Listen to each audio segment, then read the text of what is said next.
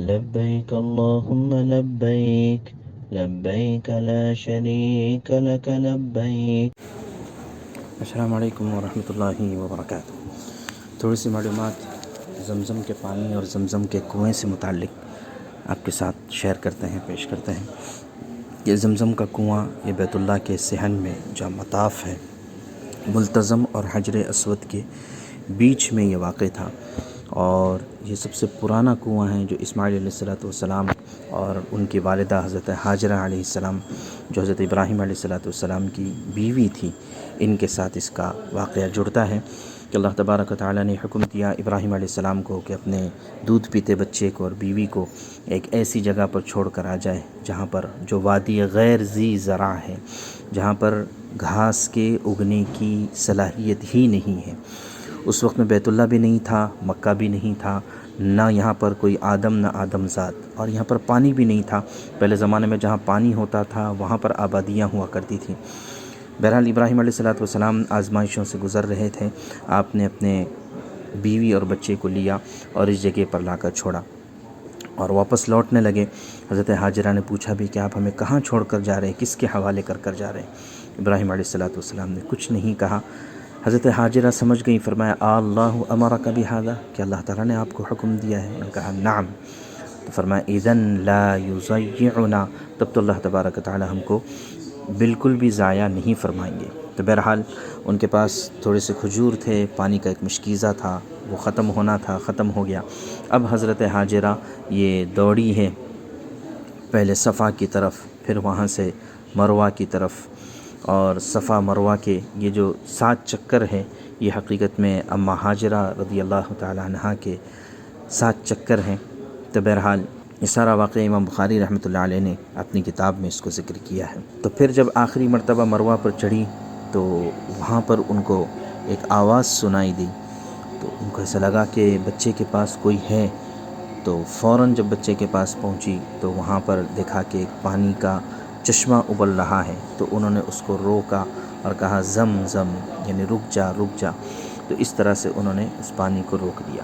اللہ کے نبی صلی اللہ علیہ وسلم فرماتے ہیں یرحم اللہ ام اسماعیل لو لم تغرف من الماء لکانت زمزم عینا معینا، کہ اگر جو ہے ان کو نہیں روکتی تو یہ بہتا ہوا چشمہ بن جاتا. تو بہرحال تو یہ اس کی مختصر سی تاریخ ہے. اب اس کے بعد ہوا یہ کہ اللہ تبارک و تعالیٰ نے ان کو یہیں پر بسایا، اور پھر یہ ہوا کہ وہاں سے قبیلہ گزر رہا تھا، قبیلہ جرہم. ان کو پتہ چلا کہ یہاں پر پانی ہے، اور انہوں نے دیکھا کہ یہاں پر ایک عورت ہے اور ایک بچہ ہے. تو انہوں نے ان سے اجازت طلب کی کہ کیا ہم آپ کے ساتھ یہاں پر رہ سکتے ہیں؟ چنانچہ وہ وہیں پر بس گئے، اور یہیں سے مکہ کی آبادی کی ابتدا ہوتی ہے. پھر اس کے بعد کئی سالوں کے بعد ایسا ہوا کہ زمزم کا کنواں ناپید ہو گیا، لوگوں کے استعمال سے بھی ختم ہو گیا اور نظروں سے بھی اوجھل ہو گیا. لوگوں کو پتہ نہیں تھا زمزم کیا چیز ہے. یہاں تک کہ اللہ کے نبی صلی اللہ علیہ وسلم کے دادا حضرت عبد المطلب کو خواب میں یہ بات بتائی گئی کہ یہاں پر آپ کو کھودنا ہے. 3 دن 4 دن مسلسل خواب آتا رہا. تو جب انہوں نے کھود کر دیکھا تو وہاں سے زمزم کا چشمہ دوبارہ نکل پڑا. تو اس میں پھر قریش کے دوسرے ساتھیوں نے بھی کہا کہ ہم کو بھی اس میں حصہ چاہیے، لیکن بہرحال ان کا نزاع پھر ختم ہوا، اور یہ کہ یہ عبد المطلب اور ان کے خاندان کی ملکیت بن گئی. زمزم کی فضیلت کے سلسلے میں آتا ہے کہ ابن عباس رضی اللہ عنہما فرماتے ہیں کہ خیر ماء علی وجہ الارض ماء زمزم، کہ اس سرزمین پر سب سے بہترین پانی اگر کوئی ہے تو وہ زمزم کا پانی ہے. اس میں کھانے والوں کے لیے غذا کا بھی انتظام ہے اور بیماروں کے لیے شفا بھی ہے. فیہ طعام الطعم و شفاء السقم.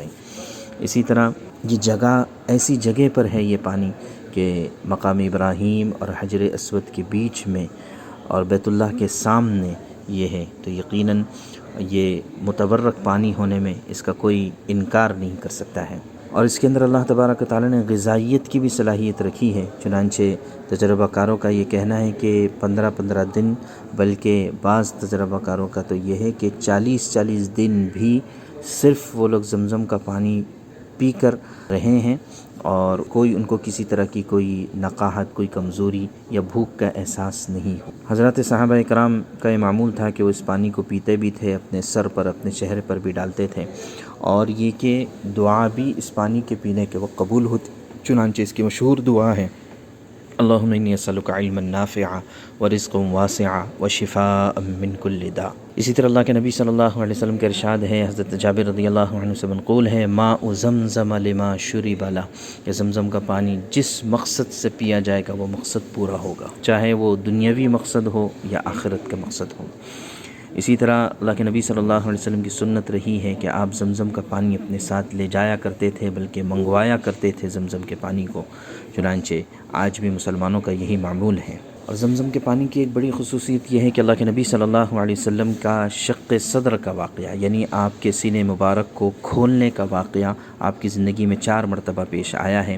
ایک جب آپ 4 سال کے تھے، حلیمہ سعدیہ رضی اللہ عنہا کے پاس تھے، دوسرا جب آپ 10 سال کے تھے، اور تیسرا جب آپ کو پہلی مرتبہ وحی سے نوازا گیا، پہلی مرتبہ وحی نازل ہوئی، اور چوتھا جب آپ کو معراج پر لے جایا گیا۔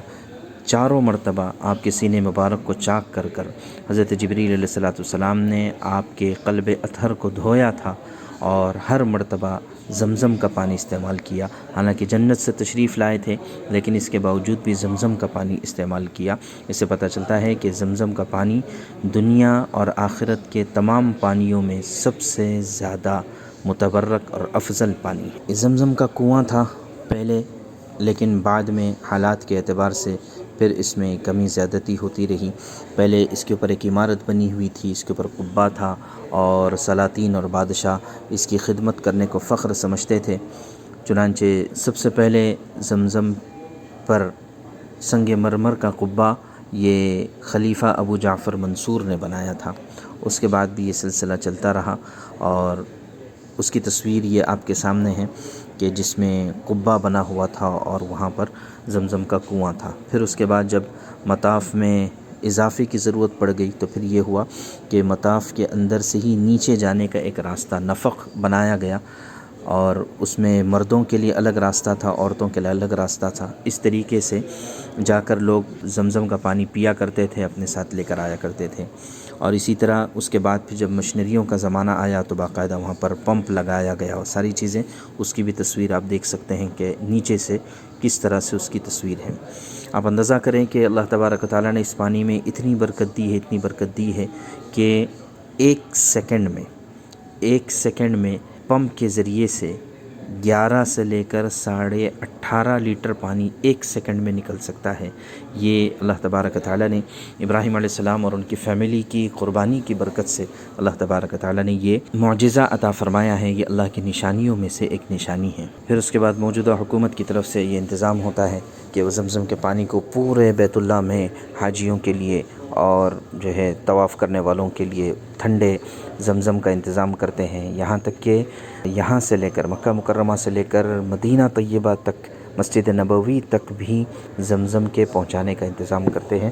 اللہ تبارک و تعالی ہمیں اس پانی سے کی برکتوں سے اللہ تبارک و تعالی ہمیں مستفید فرمائے، اور اس پانی کو پیتے ہوئے ہمیشہ دعاؤں کے اہتمام کے ساتھ پینا چاہیے اور یقین کے ساتھ پینا چاہیے۔ اس کی برکت سے اللہ تبارک و تعالی بیماریوں کو بھی دور کرتے ہیں، اس کی برکت سے اللہ تبارک و تعالی علم نافع بھی عطا فرماتے ہیں، اور اس کی برکت سے اللہ تعالی رزق حلال بھی عطا فرماتے ہیں۔ یہ چند معلومات تھی زمزم سے متعلق۔ السلام علیکم ورحمۃ اللہ وبرکاتہ۔ لا شريك لك لبيك إن الحمد والنعمة لك